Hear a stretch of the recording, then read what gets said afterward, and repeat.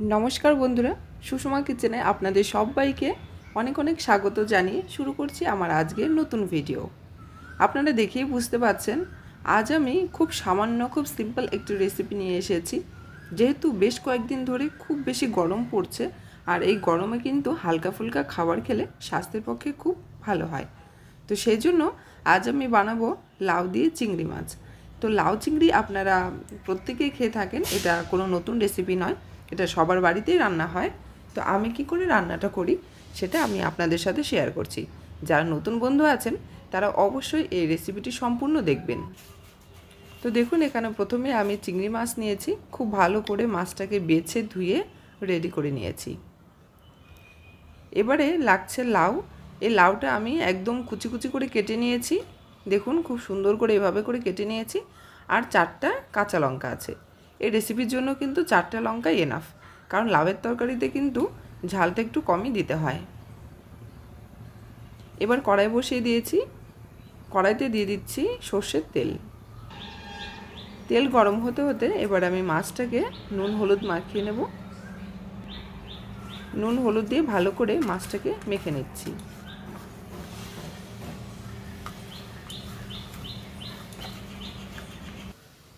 মাছটা মাখানো হয়ে গেছে আর এদিকে দেখুন তেলটাও গরম হয়ে গেছে। এবার আমি মাছগুলোকে ভালো করে ভেজে নেব।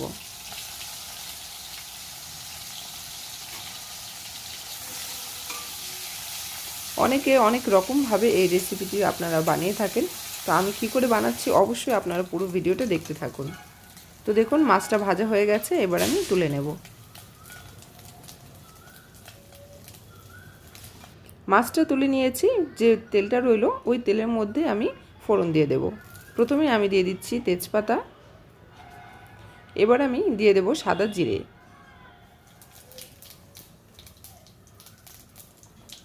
জিরেটা যখন একটু লাল লাল করে ভাজা হয়ে যাবে তখনই লাউটা দিয়ে দিতে হবে।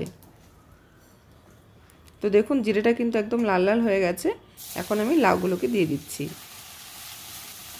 তেলের সাথে লাউটা খুব ভালো করে নেড়ে চেড়ে মিশিয়ে নেব। এই গরমে কিন্তু এই লাউয়ের রেসিপি ভীষণই উপকারী। লাউ দিয়ে যে কোনো রান্না করেন না কেন সেটা কিন্তু স্বাস্থ্যের পক্ষে খুব ভালো হয়।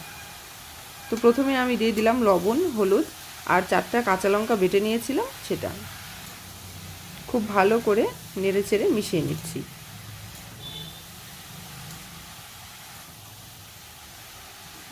গ্যাসের ফ্লেমটা আমি মিডিয়ামে রেখেছি। এবারে দেখুন লাউটা থেকে কিন্তু অনেকটা জল বেরিয়েছে, যেহেতু লাউটা কচি আর লাউ থেকে অনেকটা জল বেরোয়। তো এভাবে নাড়াচাড়া করে করে লাউয়ের জলটাকে কিন্তু আমাদের শুকিয়ে ফেলতে হবে। একেবারে না শুকালেও হবে। দিয়ে দিচ্ছি সামান্য একটু ধনে গুঁড়ো। সামান্য একটু জল জল থাকলেও কিছু হবে না, কারণ পুরোপুরি শুকাতে গেলে অনেকটা টাইম লেগে যায় আর তাতে লাউটা বেশি রান্না হয়ে যায়। তো দেখুন এবার আমি লাউয়ের ঝোলটা দিয়ে দিচ্ছি।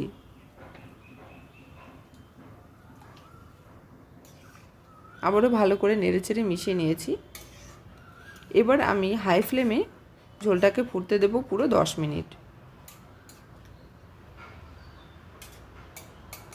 যে কোনো শাকের রেসিপি বা লাউয়ের রেসিপি এগুলো কিন্তু খুব বেশি রান্না হয়ে গেলে কিন্তু এর টেস্টটা কিন্তু ভালো আসে না, তাই একদম একটা টাইমের মধ্যে এটাকে নামিয়ে নিতে হয়। আর খুব বেশি ভাজা বা খুব বেশি গলে গেলে কিন্তু ভালো লাগে না। তো দেখুন লাউটা 10 মিনিট ফোটার পরে প্রায় 90% মতো একেবারে সেদ্ধ হয়ে গেছে। এবার আমি খুন্তি দিয়ে খুব ভালো করে একটুখানি ঘেঁটে দিচ্ছি, যাতে এটা দেখতে অনেকটা ভালো লাগে। না হলে এভাবে যদি ঘেঁটে না দেওয়া হয় তাহলে লাউ আর ঝোলটা কিন্তু একদম আলাদা আলাদা হয়ে থাকবে, দেখতে ভালো লাগে না, খেতেও বেশি ভালো হয় না।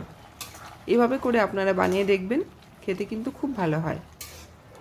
তো এবার ভেজে রাখা মাছগুলোকে দিয়ে আবারও ভালো করে নেড়েচেড়ে মিশিয়ে নিচ্ছি। হাই ফ্লেমে আরও 5 মিনিট মতো আমি এভাবে ফুটিয়ে নেব।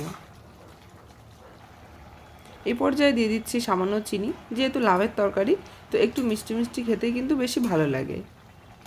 আর তাছাড়া যে কোনো রেসিপিতে সামান্য একটু চিনি দিলে কিন্তু তার টেস্টটা অনেকটাই ভালো হয়। তবে সব রেসিপিতে চিনি দেওয়ার দরকার নেই। সব শেষে দিয়ে দিচ্ছি ভাজা মশলা, এটাই হচ্ছে আসল টেস্ট আনবে এই রেসিপির জন্য। এখানে জিরে, ধনে, মৌরি, শুকনো লঙ্কা, তেজপাতা সব আমি শুকনো খোলায় ভেজে একসাথে গুঁড়ো করে নিয়েছি। এই গুঁড়োটা কিন্তু আমি বেশিরভাগ রান্নাতেই দিয়ে থাকি।